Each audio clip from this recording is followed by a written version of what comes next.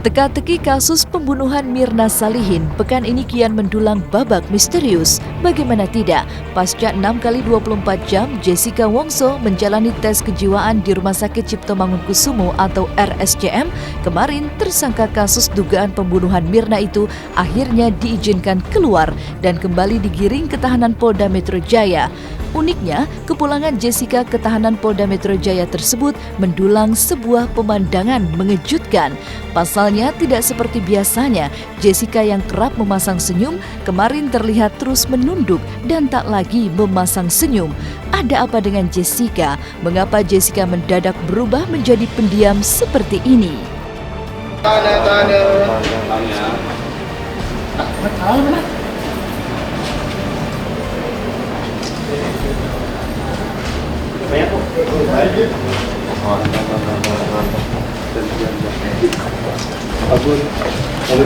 Gimana kabarnya? Baik, Pak. Baik, Pak. Awas, Pak. Gimana, Pak? Enak juga, Pak. Pak, baik, Pak. Kabarnya, Pak. Pak, Mbak Jessica. Tolong kasih jalan. Tolong. Bisa naik dong. Bentar. Naik dulu satu. Sebelah sana satu. Udah. Tolong. Oke.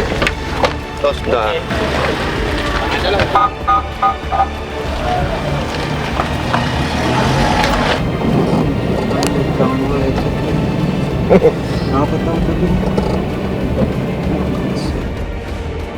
Tak pelak perubahan sikap Jessica itu pun mendulang tanda tanya besar jika saat melakukan olah tempat kejadian perkara atau TKP di kafe tempat korban Mirna Salihin meninggal saja, Jessica masih mengutas senyum.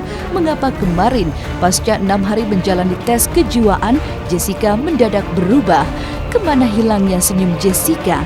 Entahlah, yang jelas di hari yang sama dengan dipulangkannya Jessica dari RSCM, di hari itu pula kabarnya pihak pengacara Jessica melangkah melakukan pengajuan sidang pra-peradilan. Ada apa gerangan? Mungkinkah Jessica tengah menyusun strategi di balik sikap diam dan perubahan misteriusnya berikut ini? Jessica, apa kabar? Jessica. Bagus.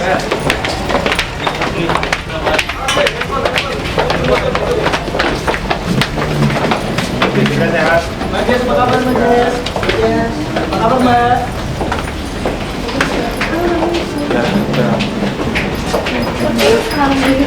Pra-peradilan itu hal yang biasa. Jadi kami sudah dapat suratnya. Jadi nanti infonya, kami sudah dapat infonya. Nanti kita tunggu suratnya. Nanti kami siapkan tim. Dalam hal ini nanti koordinatornya adalah kepala bidang hukum. Kami yang mensuplai datanya. Nanti pengacaranya Polda Metro adalah kepala bidang hukum, tim dari divisi hukum. Kalau berkas dikirim, nanti dipelajari oleh jaksa, ada petunjuk. Itu untuk nanti kewajiban kami melampirkan dalam berkas. Jadi kalau dari informasi awal nggak masalah kesehatannya, baik-baik saja. Ya, sekarang kami melengkapi berkas, insya Allah minggu ini mudah-mudahan selesai. Kalau udah melihat terjun semua para ahli jiwa, terjun semua para psikolog, terjun semua dengan menggunakan metode-metode khusus, itu udah paling lah itu loh, gitu loh. Karena kenapa tidak satu asumsi, nanti akan muncul tuh indikator-indikatornya. Kemudian juga ada beberapa alat-alat ukur lain, termasuk ada namanya untuk mengetes katakanlah psikopat, gitu. Itu juga ada alat ukurnya khusus gitu loh ya. Jauh dari kasus pembunuhan Mirna Salihin yang masih mendulang misteri, Vero Walando dan Cassandra Serili justru menguji nyali menjalani syuting sinetron terbaru SCTV Halilintar.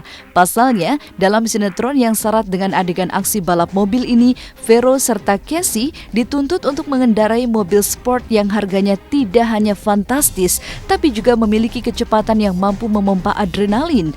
Syuting Vero dan Casey pun kian mengulik kata wow, karena tidak hanya diwarnai adegan yang menantang, tapi juga didukung alat canggih seperti drone berikut ini.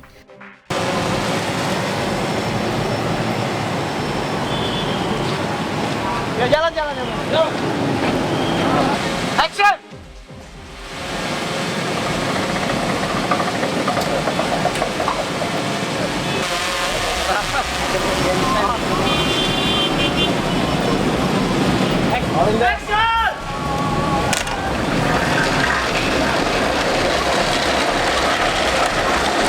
Iya deg-degan lah.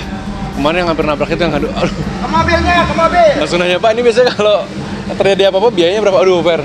Bukan masalah biayanya, masalah indennya. Karena mereka ini beberapa mobil di sini tuh diimpor kan, catnya aja tuh diimpor dari luar negeri. Jadi untuk ngedatengin cat itu bisa setahun baru keluar. Itu padahal cuma masalah lecet sedikit. Jadi, waduh, deg-degannya sih di situ sebenarnya kemarin. Kalau untuk kecepatan sih kemarin kita sampai 160 lah kecepatan di jalanan. Uniknya, tidak hanya Vero Walando saja yang merasakan debar mengendarai mobil sport, tapi juga Casey. Bagaimana tidak, gadis yang baru menginjak usia belasan tahun ini tak luput dari adegan mengendarai mobil dengan kecepatan tinggi dan menyisakan tanya.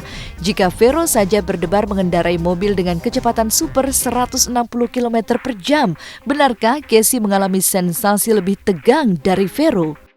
Yang menantang di judul ini kan kita bawa properti mobil yang istilahnya harganya nggak murah gitu loh. Itu mobil-mobil yang bisa dibilang harganya kisaran 1-2 M, maksudnya yang mahal lah.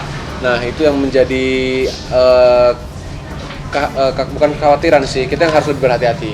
Karena kan kita capek atau kita apa terus kayak Casey juga maksudnya harus lebih kontrol lagi dalam mengendalikan mobil atau kalau misalnya ngebut-ngebutan perlu pakai stuntman atau stand-in kayak gitu. Jadi aku di sini jadi Alexis. Nama panjangnya Alexandra dan Alexis itu cewek pembalap mobil. Dan dia itu sedikit sombong tapi kayak masih protagonis. Ceritanya asik sih, ceritanya menarik. Harga diri, persahabatan, cinta, terus konflik keluarga semuanya sih ada di Halilintar. Jadi cukup menarik untuk ditonton sih kalau menurut kita. Saksikan keseruannya sinetron Halilintar Setiap hari jam 17.30 hanya di SCTV. Selalu teristimewa.